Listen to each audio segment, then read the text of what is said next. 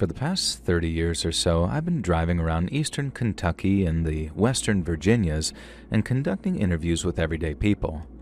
The goal is to someday publish a book entitled A Secret History of Appalachia, comprising all the more fascinating but more importantly, mysterious stories that I've recorded along the way. I'm talking about the stuff that didn't end up in any newspaper or book, but stayed in the mouths, ears, and minds of people that either experienced them or still tell the tales.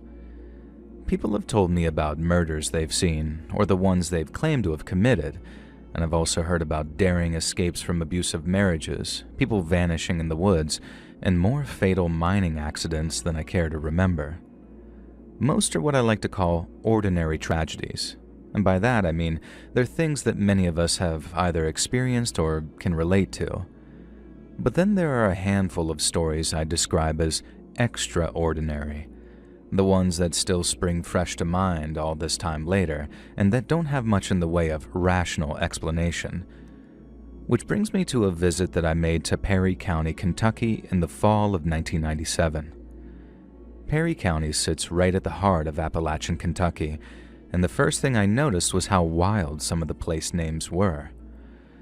There's a little hamlet up north called Rowdy, a town called Hazard, and one called Viper. There's even a town called Krypton, but it's named after the nearby gas deposits, not Superman.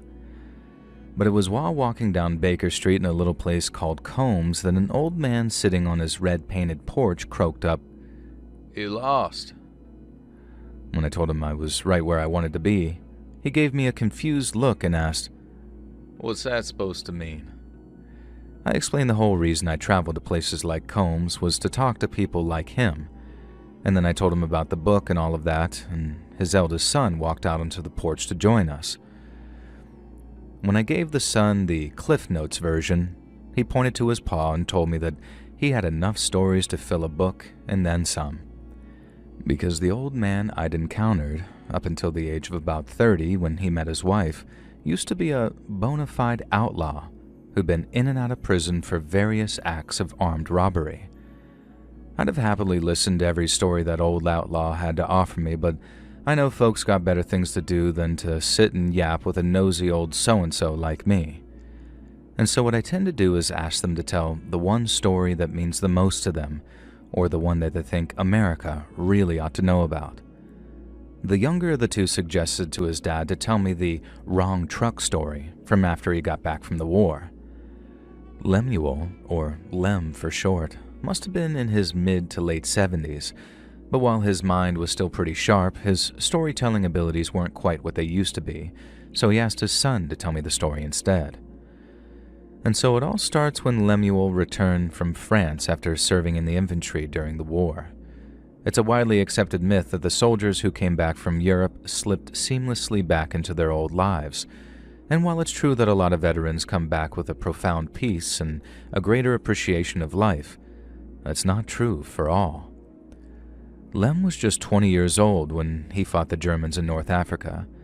And then when the job was done, he fought them in Italy, then France, and then finally Germany, until that son of a bitch running Germany took the coward's way out. And the war in Europe was finished, and a few months later, the war in the Pacific was done too. But the war in Lem's mind wasn't even close to being finished. Thanks to the GI Bill passed in 1944, Lem was entitled to receive a free college education, all paid for on the taxpayer's dime. He enrolled in an engineering course in 1947, but was thrown out in only his second semester after socking one of his professors right in the mouth. Apparently this professor had a thing or two to say about what happened over there in Europe, things old Lem didn't take too kindly to. Having sworn off college as places people are taught to be stupid, Lem got himself a job at a mechanic's shop in Hazard, and that's how he got his hands on his very own motorcycle. He'd ridden a Harley Liberator while he was over in Europe, not in a professional capacity, mind you, just for fun. But boy, was it fun. So much fun that when he and his boss had a bashed-up S125 come into the shop, Lem didn't offer to fix it. He straight up offered to buy it. And that's how by the summer of 1949, Lem had joined a motorcycle club based down in Harlan. And while they didn't have flaming skulls on their leather or a name like Satan's hamsters, their collective addiction to adrenaline started to have a greater and greater influence over time. Eastern Kentucky's always been a poor place. Even when it was the economic backbone of the region, it was the mining executives who took home the biggest slice of pie, while leaving the miners themselves to fight it out over the crumbs. A lot of vets didn't mind, especially the ones who didn't have the smarts for college, because pulling coal out of the ground sure as hell beats getting shot at, but not everyone saw it that way. Lem and his buddies at the club hadn't helped liberate Europe just to come back home and break their backs down there in the dark. No, if they weren't going to be given what they deserved by helping save the whole damn world, they were going to take it. At least that's what they told themselves, so they could go back to doing not so much what they wanted, but were conditioned to do: find the enemy and defeat them. And to me, the group's attitude is best summed up by their leader, a man by the name of Johnny Gordon. According to Lem, Johnny was the great-great-great-great-grandson of his namesake John Gordon, who was simultaneously a pioneer, planter, trader, and soldier. And it wasn't hard to believe that Johnny had the same blood in him. He was the president of the motorcycle club, a full-time engine mechanic, and a fine banjo player. Not to mention an excellent brewer of homemade wine who knew how to grow, harvest, and process his own tobacco. But back during the war, Johnny had fought the Japanese in the Pacific, not as a regular soldier, but as a Marine raider. The rest of the boys would go from island to island, storming beaches, capturing airfields, and clearing the Japanese out of their bunkers. But Johnny and his boys had a very difficult job. Before the main body of troops invaded an island, the Marines would send in the raiders at night to cause chaos and inflict casualties. And while the regular guys fought with discipline, obeying the laws of war and following a strict chain of command, the raiders fought like savages. They slipped into Japanese encampments late at night, cutting sentries' throats before tossing whole bundles of hand grenades into the places they slept. Two of their favorite things were killing officers and blowing up big guns. But the thing they loved the most was taking scalps. I don't mean literally, of course. That would have gotten them into a whole ton of trouble.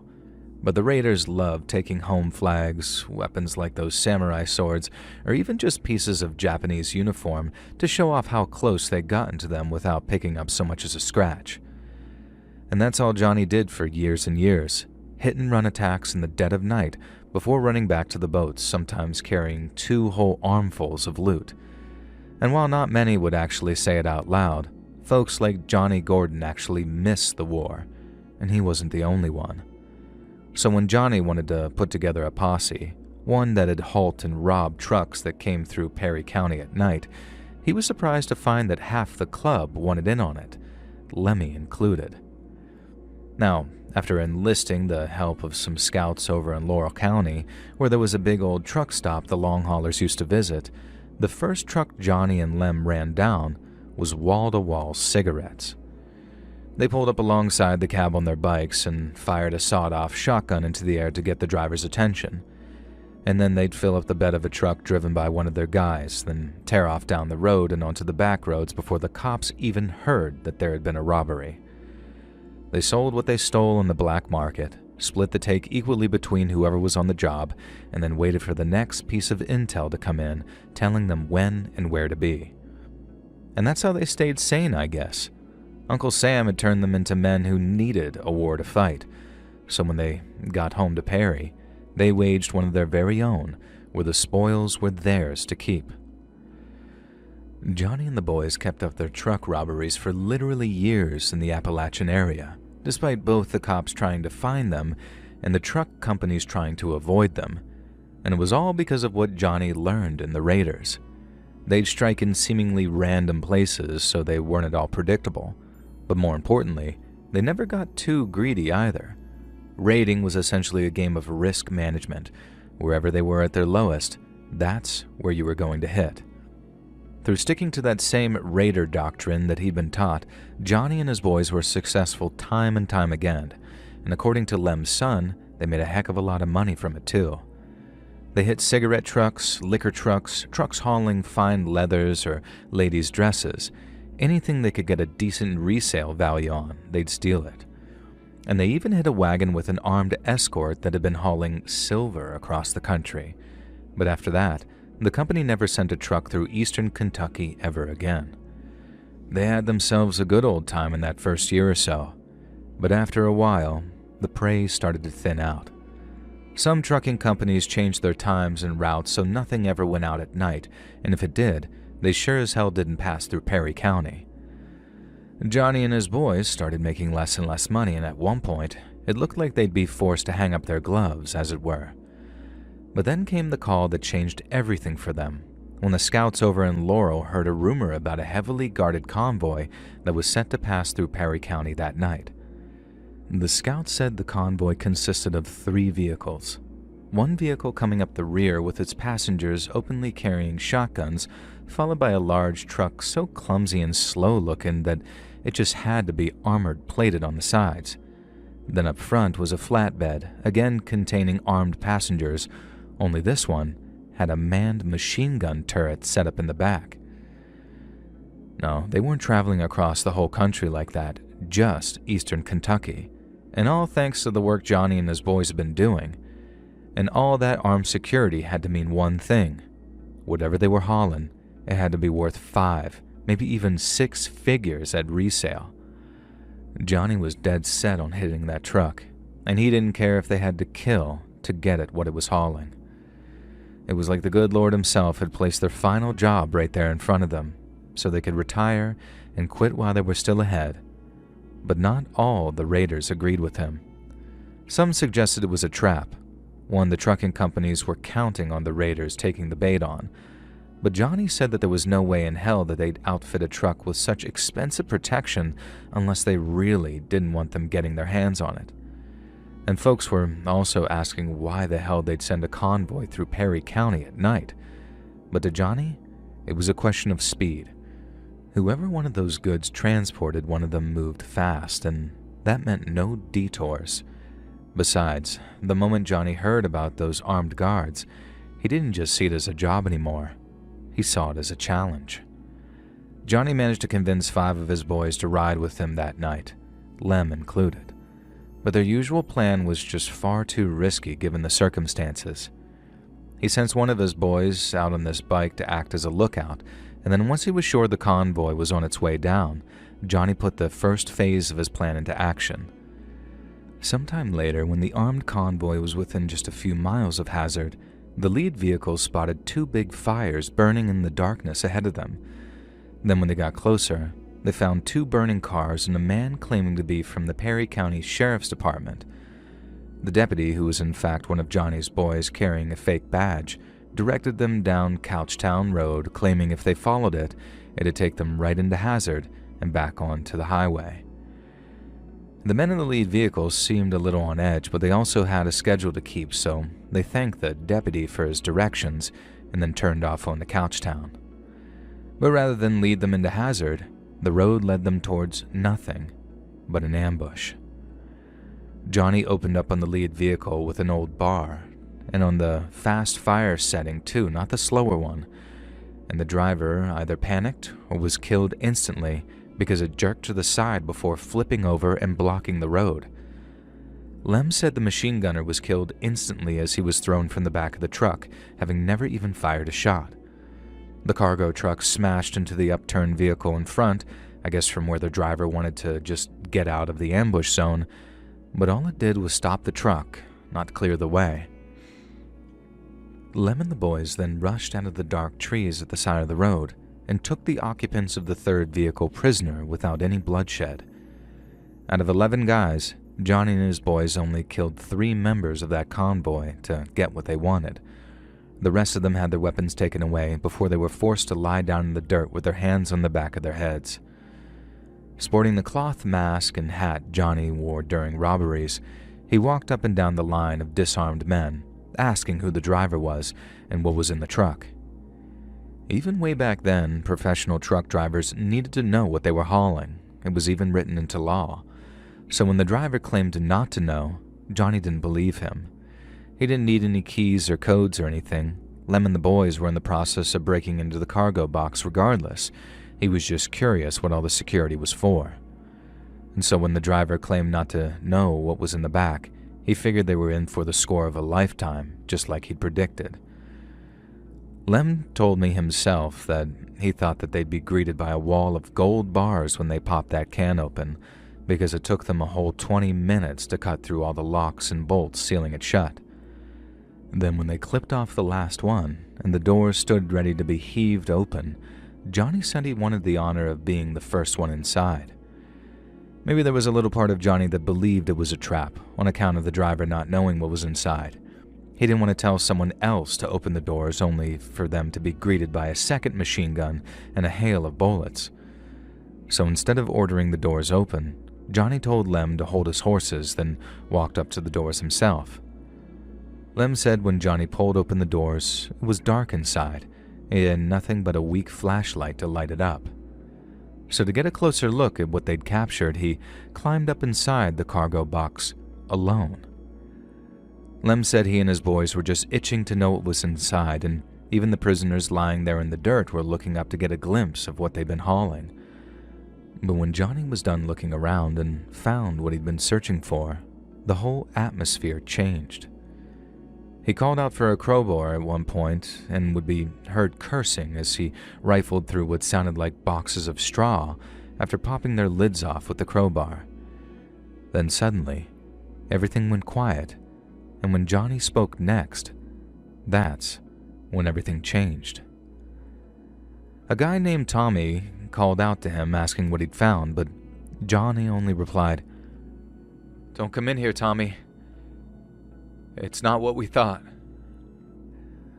Lem said he walked towards the open door and had one hand on the box's floor when Johnny told him that if he climbed into the box, he'd shoot him dead.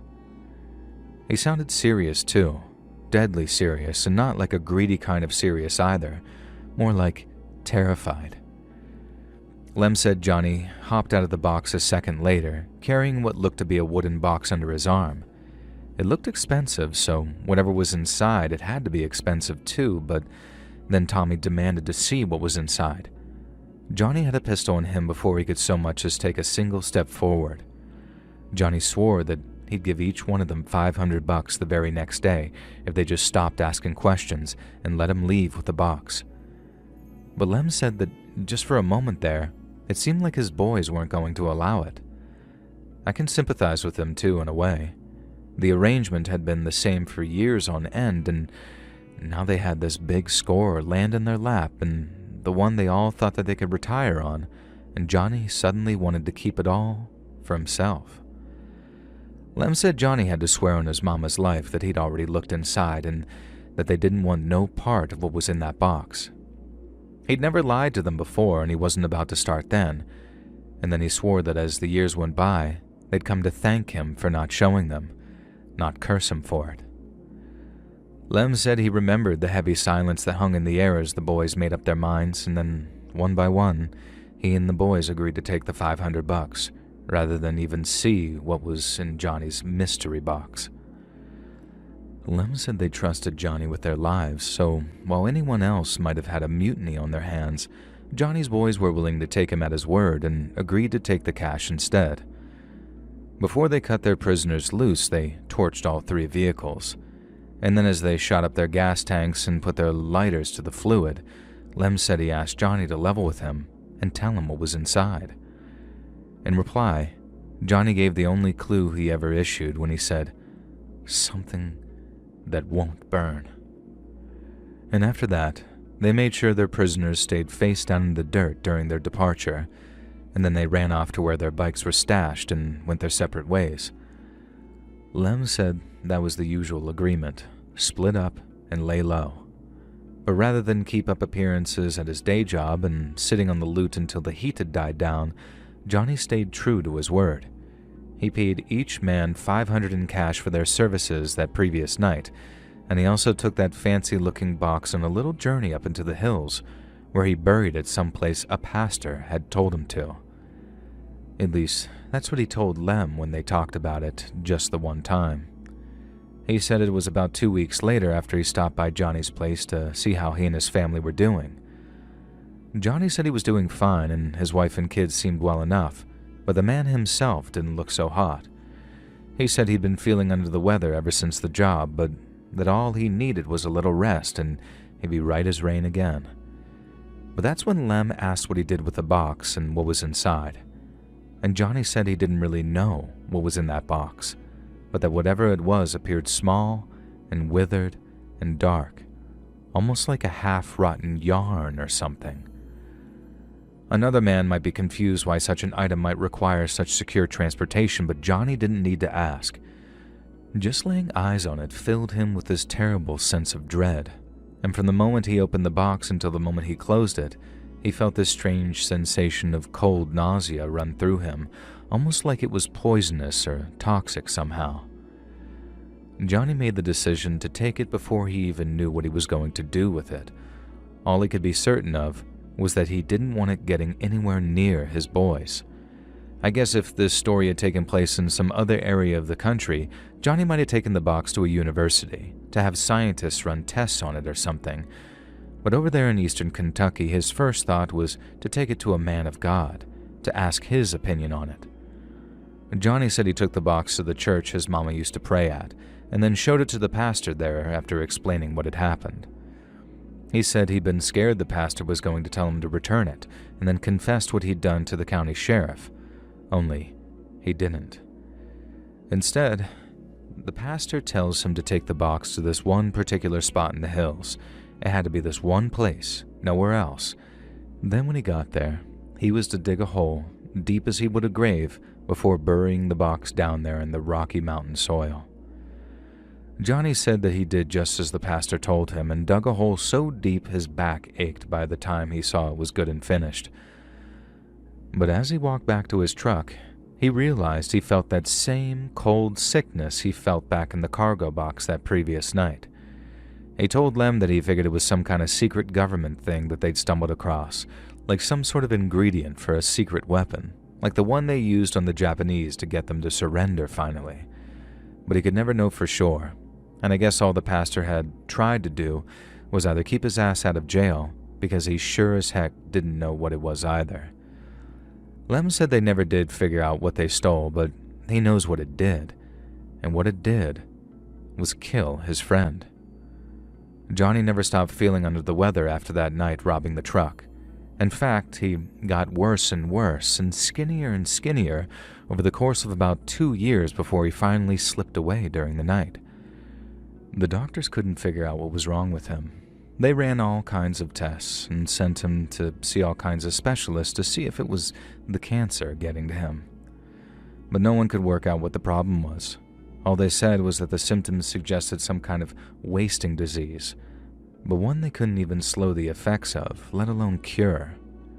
Lem said the whole motorcycle club showed up to see Johnny off, but that 2 funerals took place that day, Johnny's and the club's.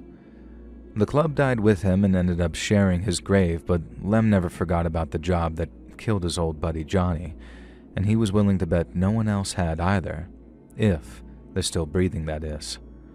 And you know something?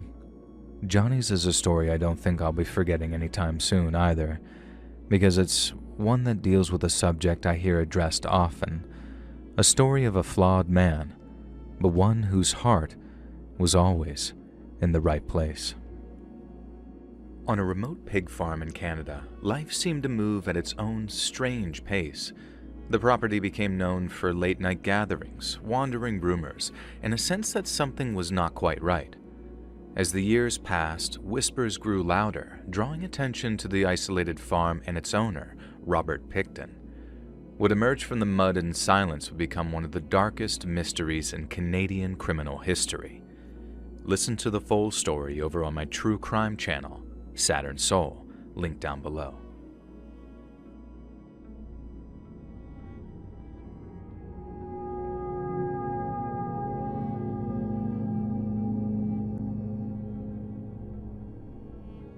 Long ago, at the dawn of the 1990s, in the days that I could still walk upstairs without my damn knees aching, my buddies and I used to be quite the outdoorsmen. We all met after joining the outing club at Dartmouth, which is basically the fancy old-timey name for hiking and camping club. And then after graduation, when one of us went back to school down at West Virginia University, the Appalachian Trail called out to us. We decided on a place called Dolly Sods, and while that might sound like the drag name of an old British man, it's actually the name of a wilderness area about 3 hours' drive from Morgantown. We figured we'd start at the Bear Rocks trailhead, and then we'd camp at the creek, and then complete the loop on our second day via Big Stone Coal. It'd give us plenty of leeway to check places at our leisure, and that while it'd be a challenge, it'd still be enjoyable and not just a pure grind. But what none of us realized when we went off on that day was that none of us would be making it to the campsite that evening. So on that first day, we were walking along the trail after being on the move all day when I started falling behind because nature was calling. I told the guys to keep going and that I'd catch up to them in no time, and then I ducked off into the bushes to do my thing. Now, this wasn't a quick stop either. It was very much a pants-down situation, and I don't know about you guys, but it always takes me a minute or two out in the woods because I have a very irrational fear of a bobcat jumping up my butt and running off with my spleen, or maybe a spider crawling up my poop. Now, thankfully, I was able to take care of business before I saw him, but literally just as I'm finishing up, I see this dude walk out from behind a tree off in the distance. He was wearing a red bandana or something that was covering most of his face, and a long coat that looked way too heavy for how hot the weather was. But what put the fear of God into me was when I saw him dragging a limp human body into view behind him. He was dragging another person. It was either dead or unconscious, I couldn't tell, and he was dragging him like it was nothing. People are heavy. Like, have you ever tried carrying someone? You can't just drag a grown-ass man along the forest floor like that, not unless you have goddamn super strength or something. And so the second I saw them, I dropped the asswipe, pulled my pants up, and then crept back towards the trail as quickly and quietly as I could. I didn't think he'd spotted me. He certainly didn't call out or anything, but my adrenaline was spiking by the time I caught up with my friends. I spared no detail, and after only briefly asking if I was pranking them or not, they took me at my word, and we started moving as fast as we could down the trail. We couldn't run with our packs, obviously, not for any sustained period, so we ended up basically power walking down the trail while trying to figure out which of the upcoming trailheads would take us to town, and to some kind of sheriff's department that I could file a report at. But before long, the sun started dropping and we realized that we weren't going to make it to any kind of civilization before dark. Realizing we had little choice, we kept going through the night, headlamps on with long sticks in hand, while we jumped at every snap of a twig or rustle of a bush. We were convinced someone was about to jump us, but thankfully it didn't look like anyone was following us. The exhaustion started to hit really hard around 1 in the morning, and if it wasn't for all that adrenaline, I just know that I'd have tapped out around then. But just talking about what I saw or speculating on what it was, and suddenly I didn't feel so tired anymore. Finally, as the sky starts lightening up, we hit a trailhead that spits us out near the small town. We were dead on our feet, with legs like jelly, and we were covered in sweat and dirt, so we found a spot just off the trail to collapse for a quick breather before we made our way into the town. Now, the sun was barely up, and the birds had just started chirping, and for a second there, it felt like maybe we overreacted, and that everything was going to be just fine. But then suddenly, my buddy Josh points back towards the trail and says, "You all see that, right?" And we all look over to where he's pointing, and there, we see this thin line running between the two trees. It was a tripwire, a no-joke tripwire right there where we were about to walk, and that's when the fear really kicked in. We didn't touch it or go near it, we just backed away slowly, convinced that someone had set it up for us, or people like us. We ditched the main path and started cutting through the woods with no real plan except putting distance between us and whatever was waiting for us if we triggered that trap. And that's when my friend notices someone moving parallel to us through the trees. Not close enough to make out details about him, like that red face cover, but he was definitely shadowing us. He'd stop when we stopped, shifted when we shifted, and it wasn't some random hiker either. There was no way. And then once we were all in agreement to run, I gave a signal, and we went running through the woods together as fast as we could. Luckily, we were way closer to town by that point, so it was only maybe 5 or 10 minutes of sprinting before we broke through the trees and spotted the trailhead. And then about after 20 minutes of power walking and looking over our shoulders, we walked into town, found the sheriff's office, and told a deputy about the entire story. From the body, to the tripwire, to the guy who seemed to be stalking us when we walked off the trail. In all fairness, they took the report very seriously, and the sheriff sent a deputy out to check the areas that we mentioned. But on our way out of town, we get a call saying that there are no signs of any struggle, no tripwires or suspicious drag marks, nothing like that at all. We could tell the deputies went from taking us seriously to thinking that we were just a bunch of city kids who'd gotten our panties in a twist, probably after seeing some perfectly normal, albeit illegal, hunting activity. But that's not what I saw, man. Not by a long shot. We didn't go back, and we never planned to either. That whole stretch just left a bad taste, like we stumbled onto something we weren't supposed to see and barely got out unharmed. Part of me still wonders what the hell I saw out there, and if you're ever out on the Appalachian Trail and those remote spots that feel a little too isolated, keep your eyes open, because it can get really dangerous out there where there's no one else around.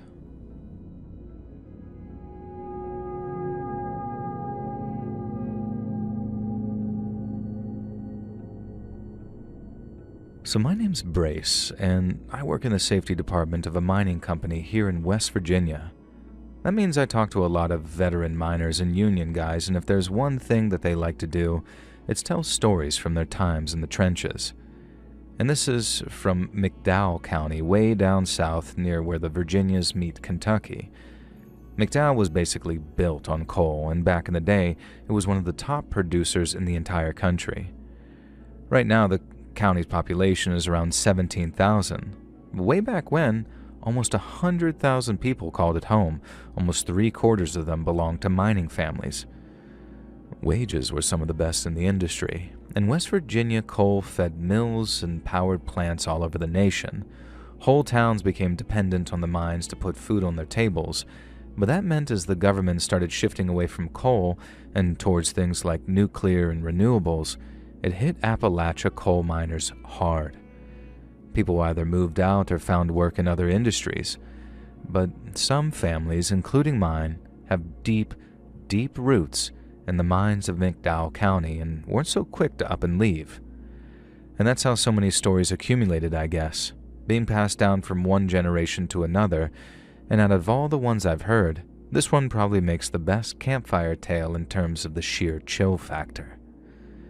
So one day, I'm visiting Ekman on something fairly routine when this old foreman asked if I'd heard about the guy who tried to blow up mine number 44 back in the 70s. Turns out, I had heard the story before, or at least a version of it, about a guy who got trapped in a tunnel in a nearby mine after a collapse. Now, I was told his buddies didn't even realize he was missing for a whole day. Then when they got back to him, they messed up the excavation too, leaving him down there for almost a whole extra day before they finally got him out. According to the version I was told, the guy was so mad that when he came back to work, he stole a bunch of ANFO, a kind of explosive gel that you can pour into blast holes, and tried to take revenge by blowing up the mine and burying everyone on shift alive. Someone stopped him, worked out what he was trying to do, and he ended up getting shot by a guard before he could blow the mine, and himself sky high. But according to the old-timer I was working with that day, that's not how it happened. And then over coffee and some pepperoni rolls, this is what he told me. Sometime back in '73, 30 miners were working the longwall face deep in mine number 44 when a deep groan suddenly rumbled through the mountain. Then before they knew it, a massive roof fall of slate and rock completely sealed the main entry, trapping them behind a wall of debris. A rescue operation started immediately, and for the next 30 hours or so, the men rigged brattice cloth for ventilation, rationed what little water they had, and waited in the light of their battery lamps while rescue crews worked to free them. And finally, after more than an entire day's worth of excavating, the rescue teams broke through with their heavy machinery and brought the whole terrible thing to an end. Or so they thought. Everyone assumed the count was complete, but before people could start celebrating, they realized a miner named Bobby Ray Miller was still unaccounted for. He'd been working the tail end when the fall hit, meaning that he was trapped somewhere behind a second layer of debris without anybody hearing his weak cries for help. Rescue teams returned to the mine and got to work digging right away. But in their rush to rescue the trapped miner, they triggered a fresh collapse, which not only set the operation back by something like 22 hours, but might have killed the very person they were trying to save. After hastily re-timbering the passage and clearing the new fall, the rescue crews finally reached Bobby Ray on the second night. They found him in a small pocket, suffering from a head wound, cracked ribs, severe dehydration, and near-fatal carbon monoxide exposure. After hauling him onto a stretcher, they carried him into the moonlight outside.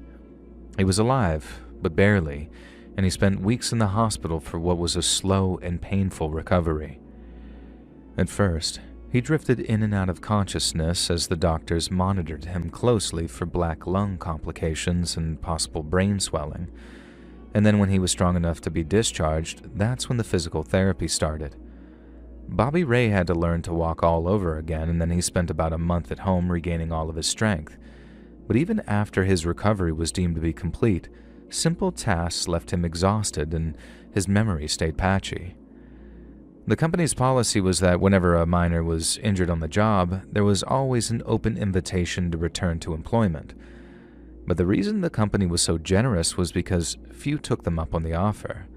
Spend 3 days trapped down in the dark where, with each passing second, you can feel yourself slowly fixing to die, and you're not so keen to jump right back down there. And men refused to return to work after going through way less than Bobby Ray did. Some believe their luck had just sort of run out and it was time to move on. And so you can imagine everyone's surprise when Bobby Ray suddenly announced that he was returning to work with immediate effect. It wasn't just his return that surprised people either, because the man who'd only just been on death's door wasn't just back at work, he was now volunteering for extra shifts. His fellow miners were happy for him at first, and admired his go-get-em attitude, but it wasn't long before their happiness and admiration turned to unease, because the Bobby Ray who showed back up to work was different. The old Bobby had been a talker, and quick with a joke too, but when he came back, he was uncharacteristically cautious and quiet, to the point that he'd hesitate when it came to tasks that he'd once handled with ease. Bobby had to relearn what all considered to be the most basic of mining procedures, and he even had to relearn the layout of entries, along with the names of longtime coworkers that he'd known for literally years. It was as if Bobby Ray had come back, but there was someone else at the wheel. As you can imagine, there was a lot of talk about him in the union halls and company houses, as it seemed like every shift that he worked, Bobby would say or do something that'd freak somebody out. Some blamed his behavior on prolonged exposure to bad air and said that prolonged exposure to gases like carbon monoxide might have damaged his brain and altered his personality for good. Others said that what broke him were the endless days and nights lying alone in darkness, while thinking that he'd been abandoned. Now, there was also the head injury to factor into things, as it's pretty well documented that people who suffer CTE can undergo radical personality changes. But whatever the cause was, everyone agreed that Bobby Ray came back different, and that the old one might never come back at all. I was told that while everyone was concerned for him, everyone felt really bad for him too. He wasn't even half the worker he used to be, but no one poked or prodded him too hard about it. Folks just let him be with the obvious expectations, tried to let him find his bearings again on his own. But that only had the opposite effect, because over the next couple of months, Bobby's state of mind seemed to grow steadily worse. At first, the decline was barely noticeable. He'd seem overly distracted or seem to forget simple tasks that he'd only just relearned. But soon his fellow miners started noticing a darker side. Sometimes during shifts, he'd slip away from the crew without saying anything to anyone, drifting off into the unworked entries or abandoned headings. On more than one occasion, a coworker found him wandering in the darkness without his cap lamp lit, feeling his way along the rib with his bare hands while whispering to the walls. When the coworker called out, he turned to face them, all glassy-eyed and slow, like they'd just woken him up from a deep sleep. Sometimes, instead of riding the man trip out with the rest of the crew to head home to his wife, Bobby would slip off into the derelict tunnels and work out of random areas, places that had been sealed off for years earlier, and he'd just sort of sleep there. One morning, a foreman found him curled up on a pile of old timber and rock dust in a forgotten crosscut, fast asleep as if he'd spent the entire night down there. No blankets, no food, just the cold and the dark for company. When shaken awake, Bobby seemed confused as to where he was and started to panic. But the foreman said that as his senses returned to him, he calmed to the point of silence and then just wandered back topside to get ready for his shift. A few months in, Bobby Ray's decline had the whole crew on edge, but no one expected it to end the way it did. No one. One afternoon in late 1973, John Joe Crow, who had been well aware of his old friend's strange turn, heard him muttering that he was going to get something before the next cut. It was common for miners to pull fresh oil or new bits between jobs, and they did so from the requisition tent that stood topside, but they tended to only do this towards the start or the end of a break. Bobby Ray, on the other hand, was right in the middle of doing something, and it didn't look like he needed new oil or new bits.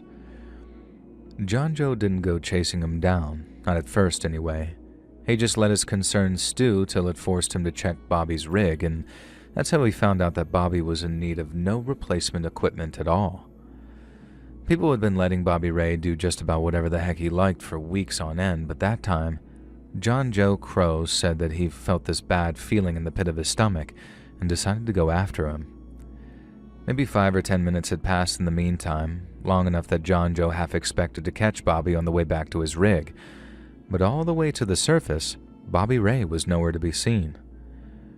Bobby wasn't in the requisition tent either, and the equipment foreman also appeared absent, but as John Joe looked around, he found the foreman lying behind his counter, unconscious, and having a bloody head wound.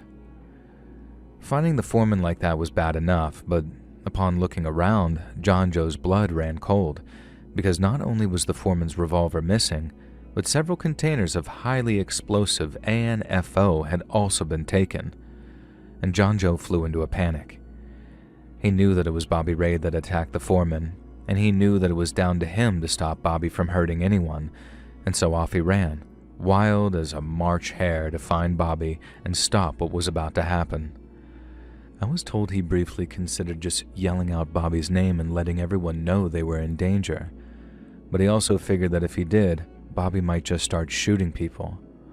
Bobby needed to think everything was just peachy, so when John Joe caught up with him, it'd be him throwing the ambush and not the other way around. John Joe ran all the way up to the Old Man Trip Road, just out of sight of the portal, and there was Bobby, strolling towards the entrance of mine number 44 like he didn't have a care in the world. John Joe caught up with him quick, and as he did, he spotted the pistol grip poking from the back of Bobby Ray's waistband, as well as something bulky strapped tight around his waist under the denim. Not wanting to alarm him, John Joe slowed to a fast walk, and then when he got within arm's length, he yanked the pistol out from Bobby's waistband before he could react. Bobby Ray turned, looking back at the old friend the way a man might look at a stranger, with this calm and distant look on his face. And that's when John Joe worked out what all that bulk was under Bobby's shirt. Strapped to his bare skin using mining tape and wire, Bobby had strapped the stolen containers of ANFO. They turned out to have been crudely rigged, but they were set to blow all right, and by the looks of things, there was enough to bring down the main entries and bury every soul still underground at the time of the explosion. According to the tale I was told, John Joe Crow looked his old friend in the eye and told him, "This ain't like you, Bobby." But the man standing in front of him wasn't Bobby Ray anymore. Whether it be the gases, all that time in the dark, or the blow to the head, it had hollowed him out, and now something else was steering him. Folks say John Joe saw a grim and steely determination in those glassy eyes, and from the way Bobby Ray's hand twitched towards the detonator cord, John Joe knew that there was no talking him down. He just couldn't bring himself to point the pistol and fire until his old pal lunged for him, and when he did, Bobby was dead before he hit the ground. John Joe never went underground again after that. He hung up his proverbial pick and shovel, proverbial because they obviously weren't using either by that period, and retired from the industry for good. There was a full investigation into what happened, and I was told sheriff's deputies were crawling all over mine number 44 for weeks. But since Bobby Ray's body was found with all that explosive strapped to it, it was pretty much an open and shut case, whereby John Joe was cleared of all wrongdoing. But it went further than that, too. Every miner who was on shift that day knew John Joe Crow saved their lives, and they never stopped thanking him for it either. But old John Joe, on the other hand, who never got paid for another drink in a miner's bar for as long as he lived, never liked hearing the thank yous, because to him, they were thanking him for shooting one of his best friends, while John Joe spent the rest of his days wondering if things couldn't have been different.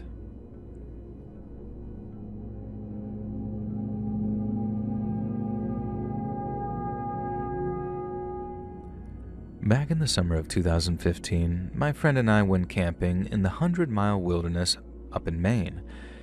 Everyone kind of associates the Appalachian Trail with places like Tennessee and North Carolina. And yes, I get it, those places are like spiritually Appalachia, with their coal mines and snake handlers and fellers wearing dungarees playing banjos, all that stuff. But the trail actually starts way up north, and some of the wilder sections are actually up there and not down south. So that's where me and my buddy headed that year, driving up from Boston to get away from it all for a couple of days. We set up our tents near this little clearing by the stream, then the next morning I woke up early and stepped out for a smoke. It was still nice and cool out and quiet too, so after lighting up I just stood there, half awake and soaking it all in. But then I think I was only maybe 4 or 5 drags in when I heard something rustling behind me, real soft. I turned around slowly, stupidly slowly actually, considering what was about to happen. But when I looked, there was this guy sneaking up on me from maybe 10 feet away. But it wasn't just what he was doing which put me on edge. He looked messed up, and that's putting it lightly. I don't want to say that he looked inbred because, to be honest, I don't even really know what inbreds look like. But I wouldn't be surprised, because his face just looked wrong. His face seemed to be deformed with skin that looked pale and stretched.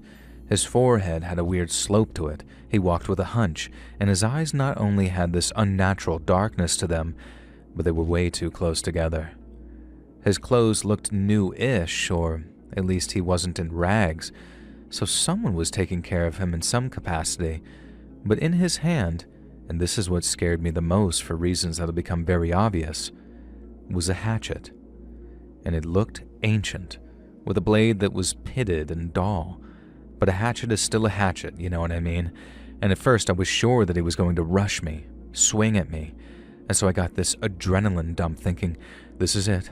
Some backwoods psycho is about to chop me up right here by my own tent. But he didn't charge. He just kinda shuffled closer, holding the hatchet out like he wanted me to look at it. I didn't move. I just stared at him, trying not to freak out visibly as his face lit up into this weird sort of childlike way. Like all excited and innocent, but also creepy as hell because this guy looked like 40 at the very youngest. He was grinning this lopsided grin, holding it firmly but gently like it was his favorite toy. And all I could think to do was start talking to him very calm and low, saying, "Hey, buddy. Nice hatchet you got there. Where'd you get it?" I know. Dumb thing to say. It was way more about my tone of voice and making clear that I was no threat to him at all. I kept my voice steady. I kept my hands where he could see them and made no sudden movements. And you know what? It kind of worked. With that same lopsided smile on his face, he started pointing at the hatchet and then at me like we were hatchet bros or something. And while I was extremely relieved that he wasn't hostile, it was eerie as hell. I guess he had the mind of a little kid, so I said just about anything that popped into my head that I thought might keep things chill. Everything's going fine, and I'm slowly kind of backing away from the guy when suddenly my buddy pokes his head out of the tent. Now he's cranky, half asleep, and he's rubbing his eyes, and he starts asking in a loud voice who the hell I was talking to out here so early. His voice was grumpy, like he thought I was on the phone or something, but then the second he heard my buddy's angry voice, the deformed guy, his whole vibe changed instantly. His face twisted up, his eyes got wide and angry, and I remember seeing him grip the hatchet tighter as he took a step closer. I could see the switch flip, that childlike playfulness turning into something angry, almost feral, and seeing it made my stomach drop. The guy's eyes were glued to my friend, who in turn had this horrified look on his dumbstruck face waking up. So acting on pure instinct, I stepped between them while saying, "Nah, buddy, don't do it. Everything's just fine. You just startled us is all." I tried to keep my words simple and soothing, repeating that everything was fine and that he was safe and we weren't enemies. This guy hesitated, looking back and forth between us, all agitated, while my friend, the smart guy that he is, knew to shut the hell up and let me handle it. The tension was thick, real thick. The kind it feels like when you can cut it with a knife, and how all it's going to take is one wrong move and everything's going to hell in a handbasket. The guy muttered some garbled sounds, almost like he was trying to talk but couldn't get the words right.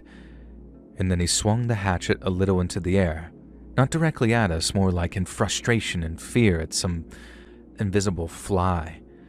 And after that, he started to back up, looking at me and then my buddy and back again.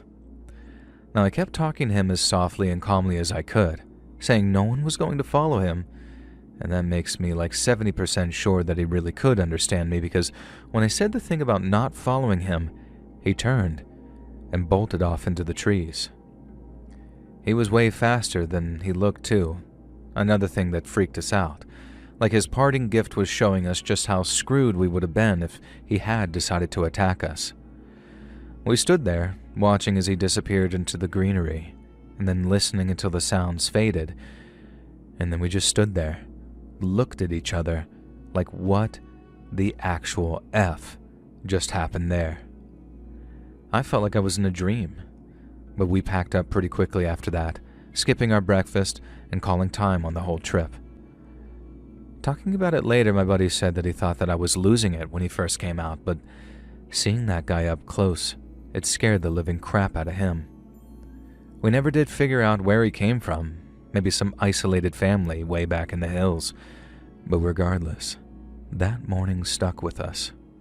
We kind of laughed about it these days, mostly in a nervous way while calling him Hatchet Man, but yeah, that was one camping trip I'll never forget, and a reminder that while we like to think of this country as entirely civilized, there's still people out there who choose a wilder kind of living. Hey friends, thanks for listening. Click that notification bell to be alerted of all future narrations. I release new videos every Monday and Thursday at 9 p.m. Eastern Time, and there are super fun live streams on Sundays and Wednesday nights. If you got a story, be sure to submit them over at my email, letsreadsubmissions@gmail.com, and maybe even hear your story featured on the next video. And if you want to support me even more, grab early access to all future narrations and bonus content over on Patreon, or click that big join button to hear about the extra perks for members of the channel. And check out the Let's Read podcast, where you can hear all of these stories in big compilations, located anywhere you listen to podcasts. I also have a true crime channel called Saturn Soul, and all the links are down